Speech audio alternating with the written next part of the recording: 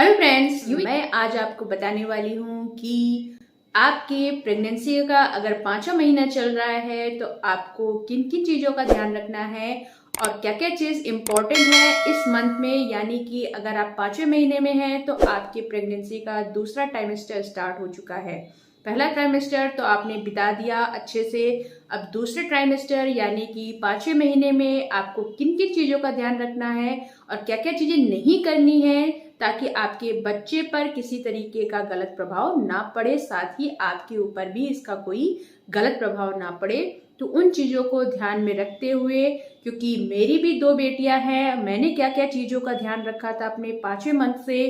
वही चीज़ मैं आपके साथ शेयर करना चाहती हूँ ताकि आपको किसी तरीके की प्रॉब्लम ना आए और आपकी थोड़ी हेल्प हो सके। तो क्या क्या चीज़ें होती हैं और क्या क्या चीज़ों को हमें 5वें में ध्यान रखना चाहिए। सबसे पहले बात करना चाहूंगी कि 5वें महीने में अपने डाइट का विशेष ध्यान रखें कि ज्यादातर आप अपने डाइट में हरी सब्जियां यानी कि ग्रीन वेजिटेबल का इस्तेमाल करिए और ज्यादातर फाइबर युक्त भोजन को ही करिए, क्योंकि 5वें महीने में आपका बेबी ऑलरेडी ग्रो कर चुका है और उसका साइज भी ग्रो हो चुका है। तो उसके हिसाब से भी आपको खाना पड़ेगा और पौष्टिक चीजों का सेवन ज्यादा से ज्यादा कीजिए, यानी कि डाइट का विशेष ध्यान रखिए और जंक फूड को विशेष कर अवॉइड कीजिए और कच्चा मांस बिल्कुल ना खाइए। अगर आप नॉनवेज खाते हैं तो कुछ दिनों के लिए यानी कि 9 मंथ्स के लिए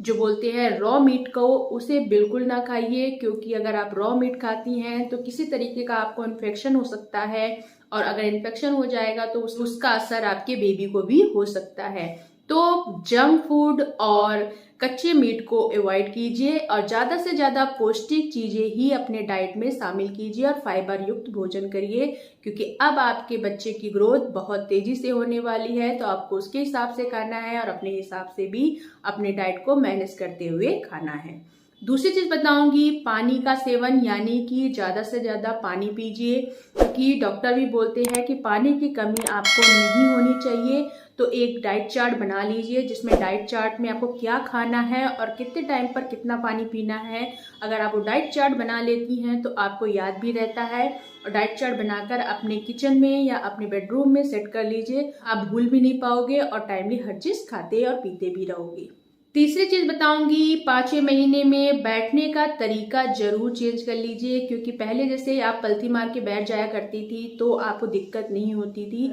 लेकिन अब बच्चे का ग्रोथ हो रहा है तो अगर आप पलथी मारकर यानी कि दोनों पैरों को मोड़कर ज्यादा देर तक बैठेंगी तो ब्लड सर्कुलेशन नहीं हो पाएगा, जिससे आपको तो दिक्कत हो जाएगी और बेबी को भी दिक्कत हो सकती है। तो बैठने का तरीका भी आपको चेंज करना पड़ेगा। नेक्स्ट बात करूंगी, उठते बैठते समय थोड़ा संभाल कर उठिए बैठिए, बिल्कुल झटके से मत उठ जाइए, क्योंकि शुरू के 3 महीने में आपने हो सकता हो, क्योंकि आदत नहीं होती है तो अक्सर लोग झटके में उठ जाते हैं। तो लेकिन जब 5वां मंथ स्टार्ट हो जाता है और आपका वेट भी बढ़ने लगता है तो आपको इन सब चीजों का ध्यान जरूर रखना चाहिए कि आपको उठते बैठते समय थोड़ा संभल कर बैठना चाहिए और संभल कर ही उठना चाहिए। एकदम से मुड़ना नहीं चाहिए, यानी एकदम से जैसे आप एकदम से बेंड हो जाते हैं कोई चीज उठाने के लिए, वैसे नहीं करना है। झटके से बिल्कुल नहीं उठना है, अगर झटके से उठेंगे तो कहीं ना कहीं आपको भी नुकसान हो सकता है और आपके बेबी को भी नुकसान हो सकता है। तो 5वें महीने में इस चीज का बहुत और विशेष ध्यान दीजिएगा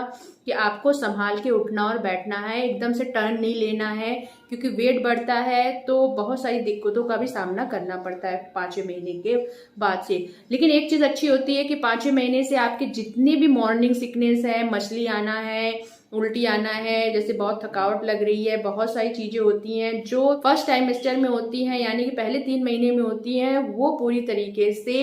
5वें महीने से गायब हो जाती है। हाँ, कुछ केसेस में बोल सकते हैं कि सबके कंडीशन अलग होती है, लेकिन कुछ केसेस में बोल सकते हैं कि कुछ लोग को शायद अभी भी दिक्कत होती होगी और ये 9 मंथ तक भी हो सकती है, बट ज्यादातर लोगों को सारी चीजें दूर हो जाती है 5वें महीने से। नेक्स्ट बात करूंगी, यूरिन को बिल्कुल मत रोकिएगा, क्योंकि प्रेगनेंसी में यूरिन इन्फेक्शन होने के बहुत चांस होते हैं। तो कभी आप ये मत सोचिएगा या आलस मत करिएगा आप लेटी हुई हैं तो मुझे बार बार यूरिन आ रहा है तो आप सोचिए कि मैं थोड़ी देर में चली जाऊंगी, थोड़ी देर में चली जाऊंगी, तो ऐसा बिल्कुल मत करिएगा। इसमें आपको यूरिन ट्रैक्ट इन्फेक्शन होने का खतरा बढ़ भी सकता है। तो गाइस 5वें महीने में मैंने क्या बताया आपको, वो आपको प्रोसेस वाइज मैंने बता दिया है किन चीजों का ध्यान रखना चाहिए। और सबसे लास्ट में बताऊंगी 5वें महीने में अपना अल्ट्रासाउंड जो बोलते हैं, अल्ट्रासाउंड जो होता है, प्रॉपर जो अल्ट्रासाउंड होता है, एक होता है कि आप गए और सिर्फ आपका एब्डोमेन को देख के कर लिया, लेकिन एक अल्ट्रासाउंड होता है जो थोड़ा कॉस्टली होता है। आप उस अल्ट्रासाउंड को जरूर करा लीजिएगा। उस अल्ट्रासाउंड में 5वें महीने में आपको पूरी तरीके से पता चल जाता है कि आपका बेबी कितना ग्रोथ कर चुका है, उसका डेवलपमेंट लेवल क्या है, यानी कि उसके पैरों का, उसके हाथों का या उसकी बॉडी का सारे स्ट्रक्चर प्रॉपर बन रहे हैं या नहीं बन रहे हैं, वो 5वें महीने में क्लियरिटी के साथ पता चल जाता है। तो 5वें महीने का अल्ट्रासाउंड मत भूलिएगा, यानी कि वो चौथे महीने से स्टार्ट होके 5वें महीने के कुछ वीक जो होते हैं आप डॉक्टर से कंसल्ट करिएगा, डॉक्टर खुद ही आपको बताएगा, वो अल्ट्रासाउंड आप जरूर कराइएगा। मैं आपको रिकमेंड करूंगी क्योंकि उस अल्ट्रासाउंड में प्रॉपर चीजें पता चल जाती हैं कि बेबी कितना ग्रोथ कर चुका है, बेबी के हैंड बन चुके हैं, बेबी के पैर बन चुके हैं, या बेबी का जो भी है mind development A to Z सब कुछ उसमें उस अल्ट्रासाउंड में आ जाता है। वो थोड़ा कॉस्टली होता है तो बच्चे के लिए आप इतना बेयर कर सकते हो, लेकिन मैं कहूंगी डोंट मिस, अल्ट्रासाउंड कराने में बिल्कुल लापरवाही ना कीजिएगा क्योंकि बहुत सारी चीजें अल्ट्रासाउंड ना कराने की वजह से खराब हो जाती हैं। तो अपने बच्चे को अच्छा चाहते हैं तो 5वें महीने का अल्ट्रासाउंड जरूर कराइएगा। और इन लास्ट में यही कहना चाहूंगी कि अगर आपको